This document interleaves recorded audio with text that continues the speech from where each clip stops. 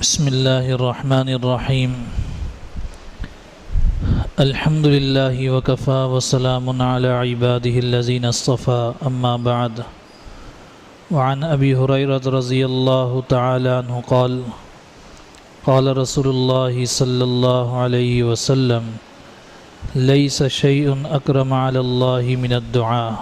او کما قال علیہ الصلاۃ والسلام۔ حضرت ابو ہریرہ رضی اللہ تعالیٰ عنہ سے روایت ہے کہ نبی کریم سرور دو عالم صلی اللہ علیہ وسلم نے ارشاد فرمایا کہ اللہ تعالیٰ کے نزدیک کوئی چیز دعا سے بڑھ کر بزرگ و برتر نہیں ہے۔ کل کے درس کے اندر جو حدیث شریف گزری تھی اس کے اندر حضرت عائشہ صدیقہ رضی اللہ تعالی عنہا نے رسول اللہ صلی اللہ علیہ وسلم سے یہی دریافت فرمایا تھا کہ اگر مجھے لیلۃ القدر مل جائے تو میں کیا کروں؟ تو رسول اللہ صلی اللہ علیہ وسلم نے انہیں دعا ہی ارشاد فرمائی تھی کہ اللہ تعالیٰ سے عفو کو مانگو، معافی کو مانگو۔ اللہم انک تحب العفو فاعف عنی۔ تو رسول اللہ صلی اللہ علیہ وسلم نے بھی اس موقع کے اوپر دعا کی طرف متوجہ فرمایا، کیونکہ دعا جو ہے یہ بہت اہم چیز ہے، بہت اہم عبادت ہے۔ جس طرح اس حدیث شریف میں ارشاد فرمایا کہ اللہ تعالیٰ کے نزدیک کوئی چیز دعا سے بڑھ کر بزرگ اور برتر نہیں ہے۔ ایک اور حدیث شریف کے اندر رسول اللہ صلی اللہ علیہ وسلم نے ارشاد فرمایا کہ دعا جو ہے یہ عبادت کا مغز ہے،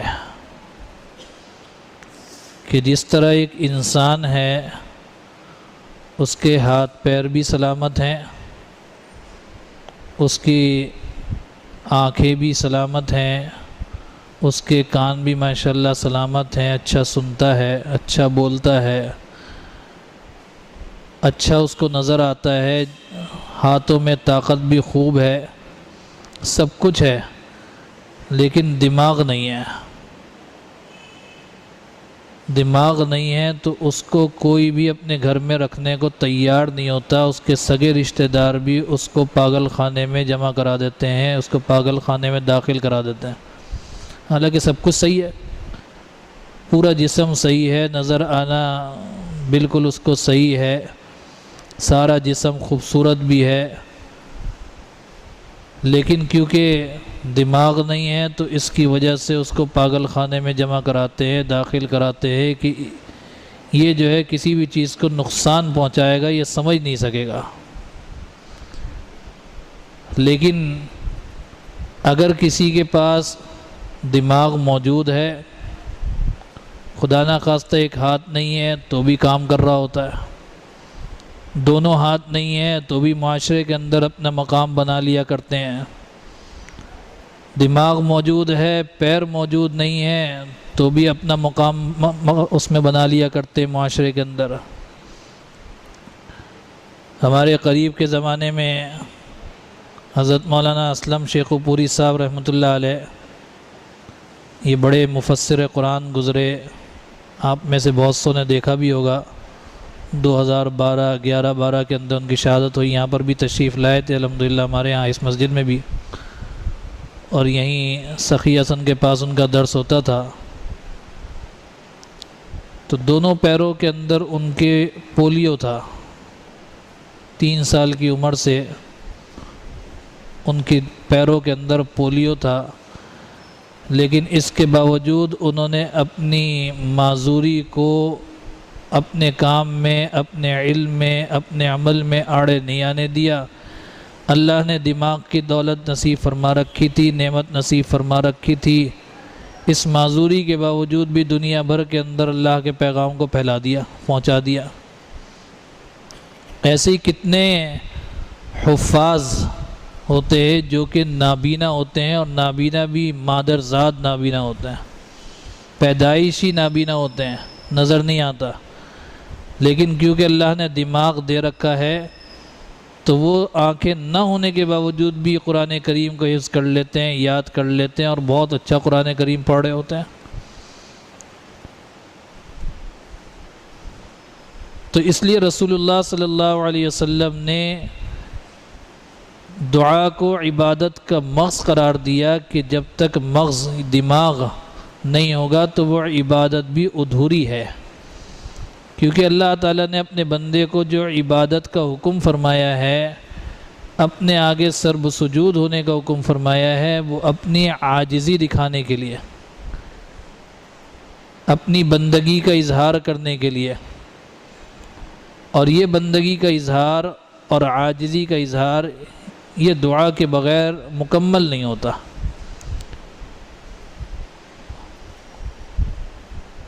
دنیا داروں کے پاس تو آدمی جاتا ہے، ان سے مانگتا ہے، تو دنیا دار جو ہے وہ تحقیق کرتا ہے، معلوم کرتا ہے کہ واقعی مستحق ہے یا نہیں ہے، اور مستحق ہوتا بھی ہے تو بھی ایک آدھ دفعہ دے دیتا ہے، دوبارہ اس کے مانگنے کو پسند نہیں کرتا۔ لیکن اللہ کی ذات ایسی ہے کہ اس سے جتنا مانگا جائے وہ خوش ہوتا ہے، تو اس لیے دعا کو عبادت کا مغز فرمایا۔ اور ایک حدیث شریف کے اندر ارشاد فرمایا کہ جو شخص اللہ تعالیٰ سے سوال نہیں کرتا، اللہ تعالیٰ اس کے اوپر غصہ ہوتے ہیں، غصہ فرماتے ہیں کہ یہ مانگتا کیوں نہیں مجھ سے، مانگے، اپنی عاجزی کو ظاہر کرے۔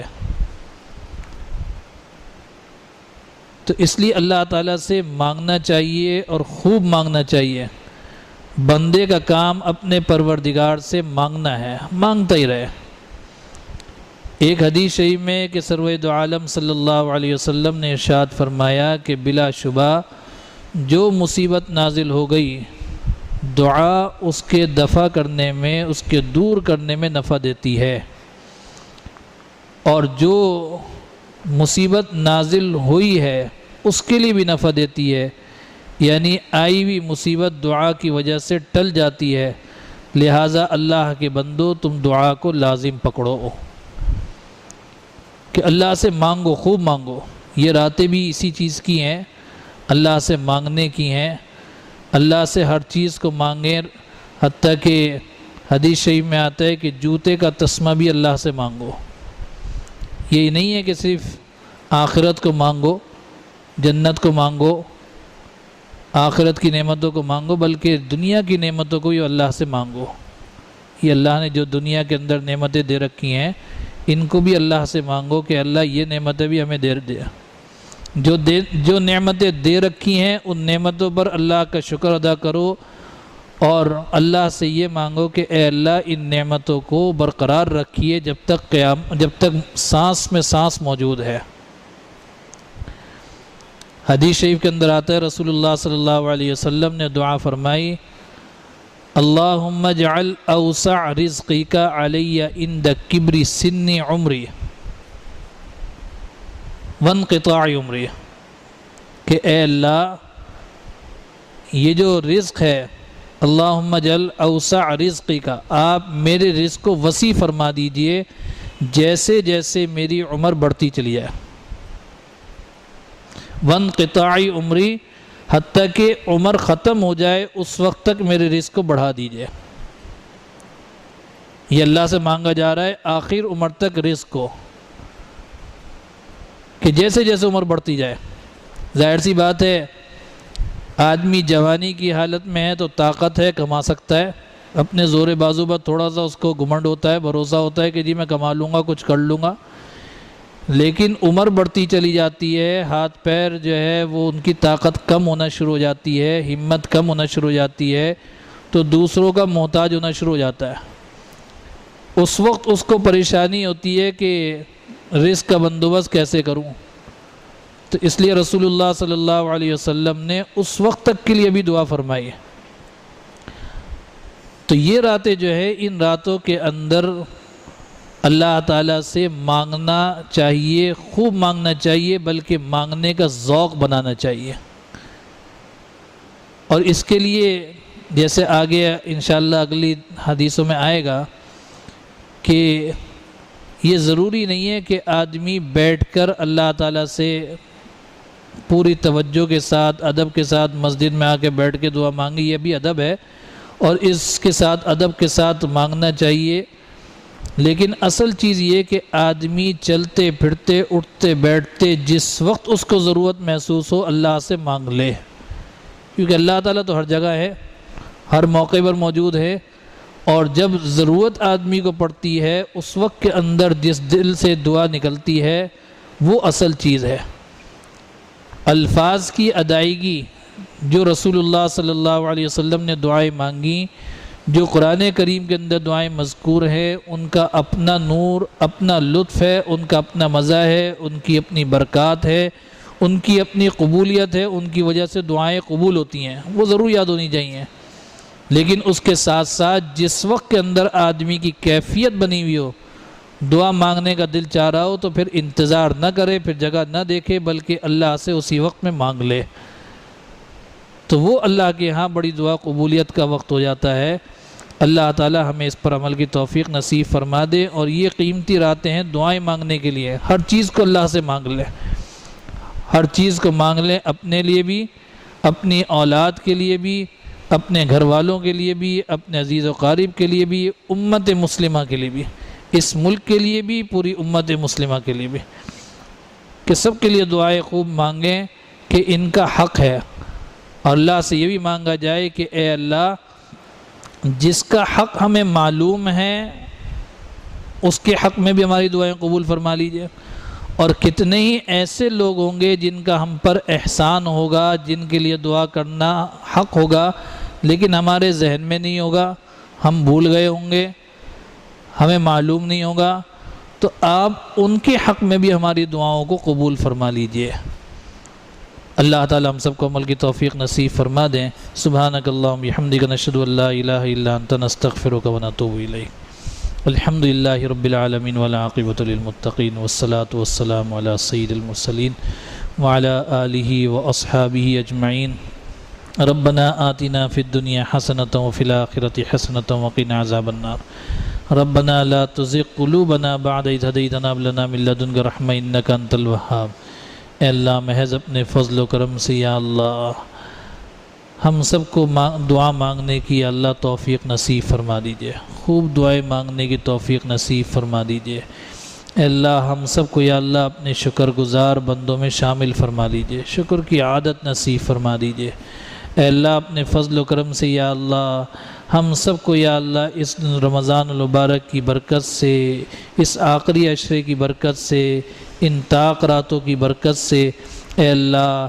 جو چیزیں ہمارے لیے بہتر اور فائدہ مند ہیں اللہ وہ تمام چیزیں ہمیں نصیب فرما دیجئے، چاہے وہ دنیا کے اعتبار سے ہوں چاہے وہ آخرت کے اعتبار سے ہوں۔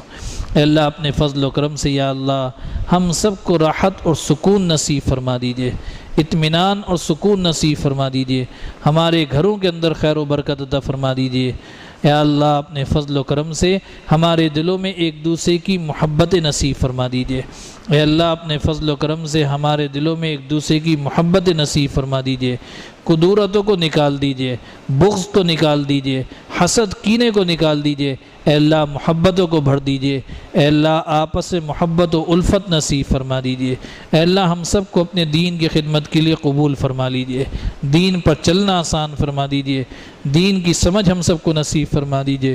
اطاعت و فرما برداری ہم سب کو نصیب فرما دیجئے۔ اے اللہ نافرمانی سے اللہ ہماری حفاظت فرما دیجئے، نیکی کی رغبت، نیکی کا ذوق، نیکی کا شوق ہمیں نصیب فرما دیجئے۔ اے اللہ گناہوں کی نفرت ہمارے دلوں کے اندر بٹھا دیجئے، گناہوں سے دور ہمیں فرما دیجئے۔ اے اللہ اپنے فرما بردار بندوں میں ہمیں شامل فرما لیجئے، شاکرین میں شامل فرما لیجئے، ذاکرین میں شامل فرما دیجئے، اطاعت گزار بندوں میں شامل فرما دیجئے۔ اے اللہ ایمان والی زندگی نصیب فرمائیے، ایمان کے اوپر خاتمہ نصیب فرما دیجئے۔ اللہم انا نسألک من خیر ما سألک منہ نبیک سیدنا محمد صلی اللہ علیہ وسلم ونعوذ بک من شر ما استعاذ من نبیک سیدنا محمد صلی اللہ علیہ وسلم وانت المستعان وعلیک البلاغ ولا حول ولا قوة الا باللہ صلی اللہ تعالی علی خیر خلقہ محمد وآلہ وصحبہ اجمعین برحمتک یا ارحم الراحمین.